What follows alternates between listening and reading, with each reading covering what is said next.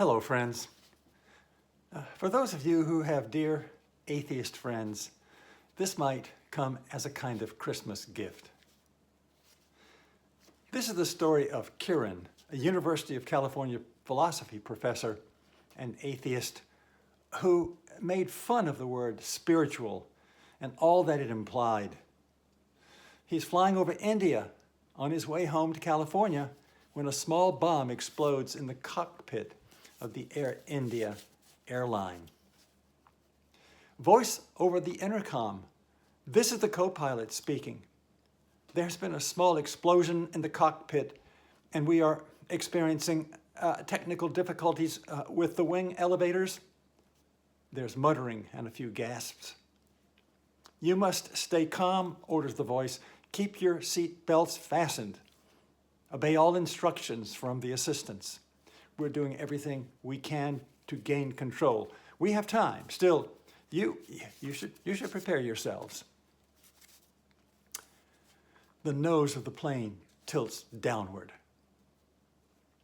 Kieran is a hardcore realist. He prides himself on steering clear of fantasy. Could this be the end, he thinks? Could it really?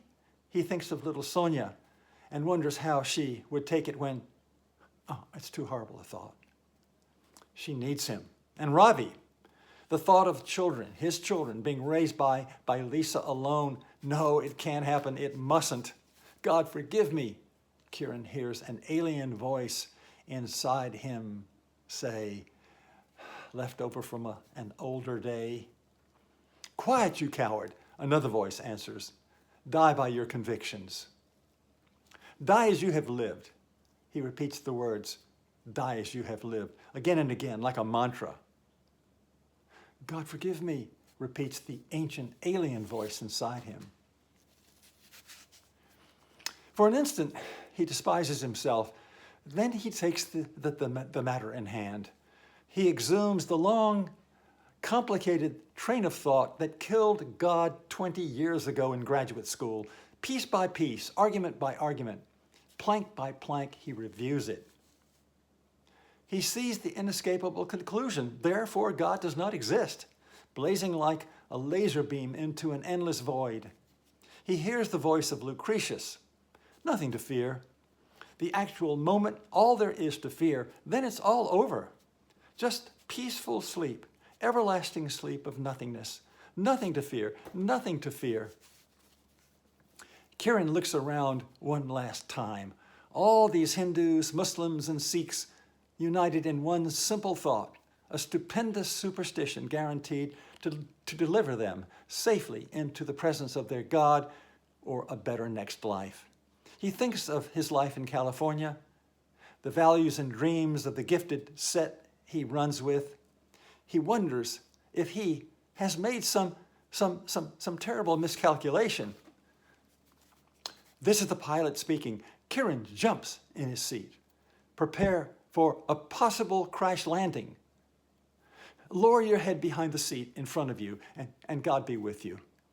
In 3 languages, the pilot speaks these appalling words. 250 bodies crouched down. There's some weeping, but mostly an astonishing quiet. Then Kieran sees himself from a new angle. Systematically, he has pumped all spiritual conditions and convictions out of himself. His soul is like the vacuum inside a TV tube, and the materialism and worldliness that has vitrified around him are like the shell, the glass of the tube. He knows there is no turning back. The steeply tilted plane hits the clouds and vibrates as if it will disintegrate before it hits the ground. People whimper, pray, groan, but mostly there is just quiet.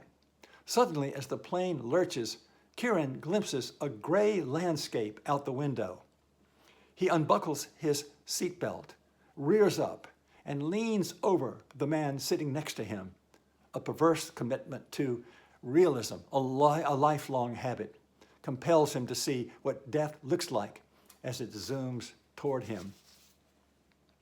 It looks like a millet field. He whips himself back against his seat and tries to dissolve in it.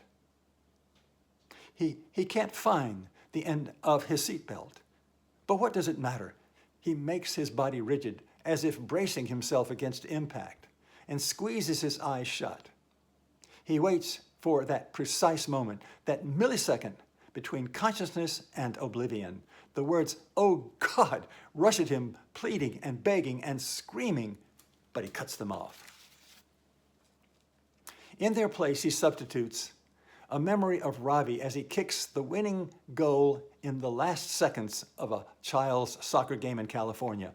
On Ravi's face, there was a smile that lit up the universe. It was the happiest moment that father and son had ever known together. Now he clings to that smile with a violent, flashing, pulverizing crash. The void closes round. There is a jolt, a shock, followed by a sense that something very strange has happened to him. He looks upon a fiery, smoky scene. He runs his hands over his chest. He feels his shirt, feels that it is open at the collar. It's amazing. He is intact. He's not even hurt. He must have been thrown free because his seatbelt wasn't fastened. He studies the fuselage of the burning plane in the millet field, the charred bodies, most still strapped in their seats. Suddenly, he hears the shrieks of women.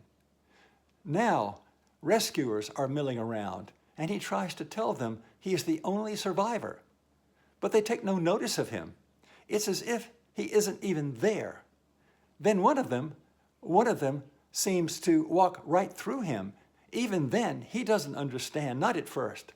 But when it happens a third time, the truth dawns on him in its full blast. He realizes in a burst of insight that all the fools of the world have been right all along, and that he, the philosopher, how can it be? No, it can't. But it is.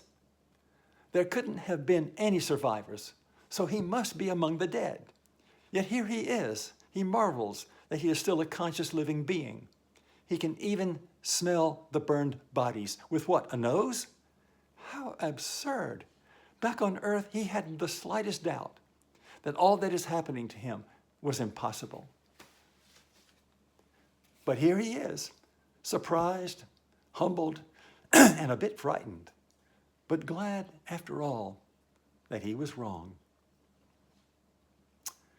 This is the way research suggests a man like Kieran might greet his death.